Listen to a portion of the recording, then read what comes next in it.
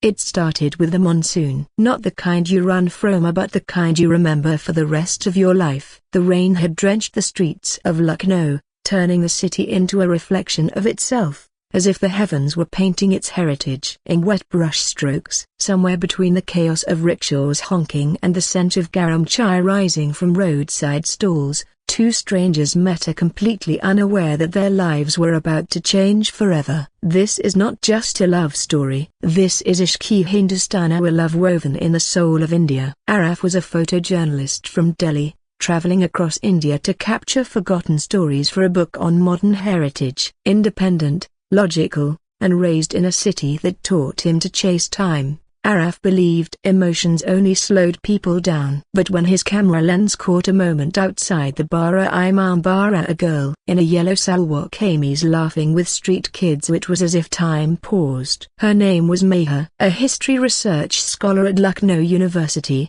She was fiery, spiritual, and fiercely proud of her roots. She believed that love wasn't just between two hearts, so it was a bridge between eras, cultures, and sometimes even borders. Their worlds couldn't have been more different. Araf documented life from behind the lens, never truly becoming a part of it. Meha lived every moment as if she were a part of some grand story unfolding all around her. Yet something about her made Araf stay a little longer in the city than he'd planned. What started with a polite conversation over kebabs at Unde Kebabi slowly turned into long walks through old alleys, Urdu poetry recited at dusk, and shared silences that said more than words ever could. But just as their hearts began to align, the past came knocking. Meha's family carried an old burden, a painful chapter from the partition that still cast shadows on the present. And Araf's assignment, ironically, involved uncovering the very events that Meha's grandfather had spent a lifetime trying to forget. As their bond deepened, so did the tension between duty and desire, truth and loyalty. Is love strong enough to rewrite history, or will the weight of untold stories pull them apart? In a country where every corner holds a memory, and every memory has its scars, Araf and Meha are about to learn that Ishq in Hindustan is never simple. It is layered, rooted, and often tangled with sacrifice. This is the beginning of their journey, a tale of love, loss, and legacy. As the azan echoes through the evening sky and storm gathers in the distance, one decision will test everything they've built so far. Stay with us for the next part of this story, A Broken Bar, because some love stories aren't just lived, they're inherited. The storm rolled in slowly, as if the skies were holding back something they weren't ready to release. Just like Meha, that evening, she sat alone in the room, her fingers brushing against the edge of a faded black and white photograph tucked inside her grandfather's old diary. In it, a young man stood in front of a burnt-down Haveli,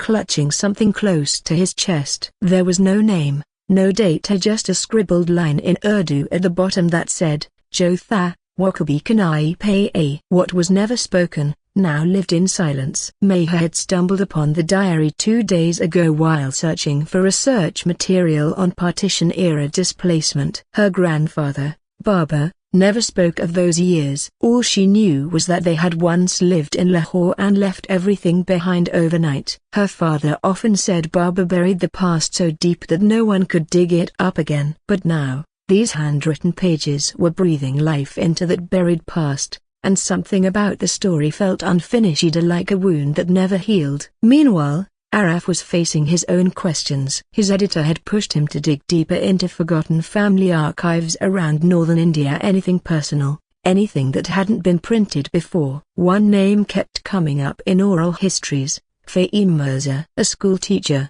believed to have helped dozens of Hindu and the Muslim families cross safely during the partition, but who vanished without a trace. Araf didn't think much of it until Meha casually mentioned that her grandfather once taught in Lahore under that same name. He didn't tell her yet. Something held him back. Maybe it was the way she spoke about her family with reverence, or maybe he feared that the truth, once spoken aloud, might turn their fragile connection into something harder to hold. Lucknow was beginning to feel like a puzzle. The ancient walls whispered secrets, and every lane seemed to lead back to something older, deeper. Araf had started seeing the city differently, not just as a place, but as a storyteller. And somehow, Both he and Meher were part of its next chapter. But fate was shifting quietly in the background. Late one night, while Araf was editing photos, he noticed something strange in one of his shots from an old mosque courtyard. A blurry figure watching them from the shadows. The same figure appeared in two other photos, in two different locations, always watching, always distant. Who was it? And what did they know? The answers were coming, but they wouldn't come easy. The next morning, Araf decided to visit the old archive library near Hazraganj. It was a quiet, dust-filled place that smelled of forgotten time. As he sifted through brittle newspapers and letters, a file with the initials FM caught his eye. Inside were reports from 1947 mentions of a Fahim Mirza accused of aiding refugees during the riots, and then, vanishing from both sides of the border. One report mentioned his suspected escape to India under a false identity. The name listed as his alias, Abdul Rahman Mirza. Araf felt his breath catch. That was Meher's grandfather. Back at the university, Meher was in a dilemma of her own. Her professor had warned her to be cautious. Your grandfather's name stirs up more than just history, he had said. There were political broken bar controversial decisions. You may not like what you find. But Meher couldn't stop now. She needed to know. Why did her Baba hide his identity? Who was he before he became a quiet man with trembling hands and silent eyes? As both Araf and Meher dug deeper, their paths slowly began to tangle with others. Araf's cousin,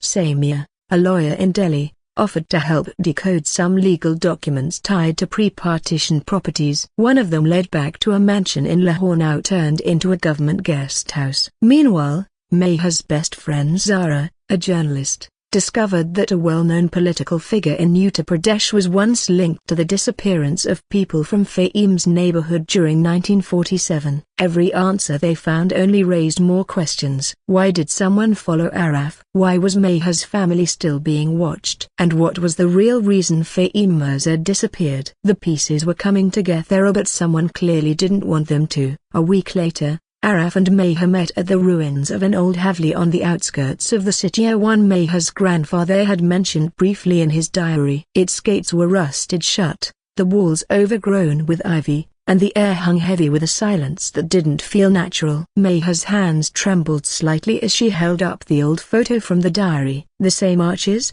the same courtyard, and in the center, a stone well with cracked edges just like in the photo. This was the place. Araf quietly took out a document Samir had mailed him. It was a deed. The original owner of the Havli had signed it over to Fahim Mirza in 1947, a day before everything fell apart. But that's not what shook him. It was the signature beside Fahim's, someone from a prominent political family now deeply involved in present-day government affairs, someone who had every reason to keep this history buried. Meher looked at the document and froze. The last name matched the man her grandfather warned her about in a half-awake whisper a year ago, right before his final stroke. She had thought it was just confusion, but it wasn't. It was a warning. Suddenly, they heard footsteps crunching through the dry grass. Not one persona, several voices, low and hurried, getting closer. Araf instinctively stepped in front of Meher, heart pounding. Whoever was following them all this time was no longer hiding. Meher clutched the diary tightly as if it could protect her. We shouldn't have come alone,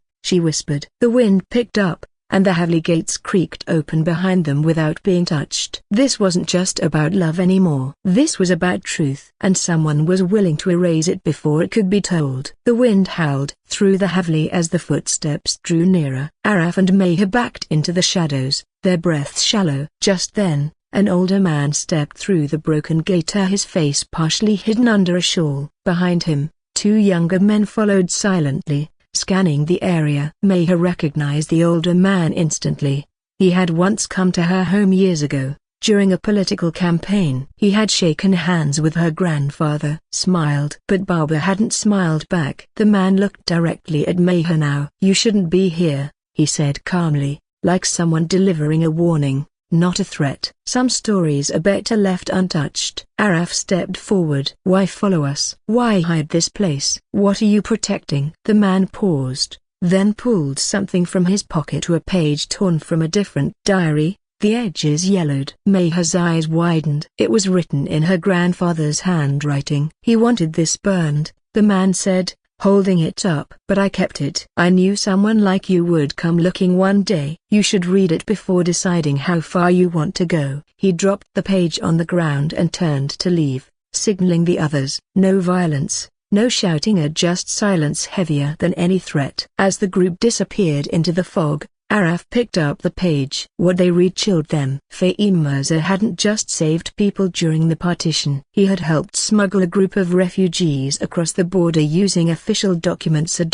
forged with the help of a local magistrate who later became a powerful political leader. And among those refugees was a woman named Nazara, listed as Meher's grandmother. But that name didn't appear on any of their family papers. Meher had never heard of her. So who was she really? And why had Babu erased her from their history? Back at their apartment that night, Meher stared at the page, her thoughts spiraling. Her entire identity, everything she believed about her family's legacy, it was unraveling. Meanwhile, Araf received an anonymous message on his phone: "Stop digging, or next time, we won't just be watching." They weren't just uncovering a love story anymore. They were untangling a web of secrets that could shake powerful families and rewrite pieces of history hidden deep in India's past. And now, someone knew they were too close. 2 days later, Araf and Meher stood outside an old records office in Amritsar. With help from Samir and Zara, they had traced Nazira's name to a sealed government file stored there since 1948. It had taken days of paperwork and quiet negotiations, but finally, the clerk handed over a single folder with trembling hands. "This was never meant to be opened," he said under his breath. "Are you sure you want to know?" Inside the file was the truth. Nazira wasn't Meher's biological grandmother. She was a political informant, a survivor of massacre in Lahore who carried sensitive information about several local leaders' involvement in cross-border violence. Fahim had rescued her during the riots, forged papers, and smuggled her into India. To protect her identity, he married her in secret and gave her a new life. But her past remained dangerous, and anyone connected to her could become a target. So, her name was erased, and their story was buried under silence. Meher's world tilted. Her family had lived a lie to stay safe. Her grandfather wasn't just a quiet man with a hidden past. He was a protector, a fighter, and someone who carried the weight of 2 lives on his shoulders. Araf quietly documented everything: photos, scanned files, voice notes. He was ready to publish the story, to finally reveal what had been lost in history. But just as he hit send to schedule the article's release, his screen blinked and froze. A call came through from Zara. "Don't upload anything," she said urgently. "Samir just called. There's been a raid at the Delhi office. Someone's leaking classified data, and your name is now flagged." Araf stared at the screen. His laptop restarted on its own. Everything was gone. The truth had come to light, but not without a cost. As Meher stood watching the golden temple's reflection shimmer in the water, she turned to Araf. "Maybe some stories aren't meant for headlines," she said. "Maybe they're meant to be passed on quietly, like my Baba did." Araf nodded slowly. He reached into his bag and pulled out a small printed booklet, Ishq-e-Hindustan, a love woven in the soul of India. One copy, just for her. But later that night, as they boarded a train back to Lucknow, a man sitting 2 rows behind slipped a note under Araf's seat. The train rocked gently through the dark, quiet countryside as Meher read the booklet Araf had made. Her fingers traced the pages slowly, the words holding more than just memories. They held voices that had never been heard. There were no names that could bring danger, no details that pointed fingers. Just a story of love, sacrifice, and truth, wrapped in the history of a country still learning how to heal. Ishq-e-Hindustan had become more than a title. It had become their way of remembering those who chose humanity over hate, love over fear. Araf sat across from her, watching her in silence. He hadn't told her about the note yet. Maybe it was a final warning, or maybe it was someone else who wanted the truth to live on. Either way, he had made his choice. The files would remain with Zara for now, safely encrypted, away from any eyes that could twist the story into something it was never meant to be. Back in Lucknow, Meher returned to her university, now with a new thesis, and not just on partition history, but on hidden narratives, on the silences that shaped generations. Her professor nodded after reading the first draft. "This isn't just research," he said, "it's remembrance." Samir managed to clear Araf's name after the office raid, though his name would remain on some list for a while. He didn't mind. The story mattered more. Zara went on to write a powerful editorial, not about Fahim or Nazira directly, but about the unnamed heroes of Partitioner, those who risked everything to save others, then vanished without a word. As for Araf and Meher, they stayed in touch, often meeting at the same old tea stall where it all began. Their bond had been tested, reshaped, but never broken. It was a quiet kind of love, one not made for headlines but for moments, shared glances, long walks, unspoken promises. One evening, as they watched children play outside the Imambara, Meher looked at him and said, "Do you think the past will ever stop chasing us?" Araf smiled. "Maybe not. But at least now, we know how to walk beside it." The story had been told not to stir chaos, but to honor what was real. A love story, yes, but also a story about truth, memory, and the quiet courage it takes to carry both. And in the heart of Hindustan, that story would live on.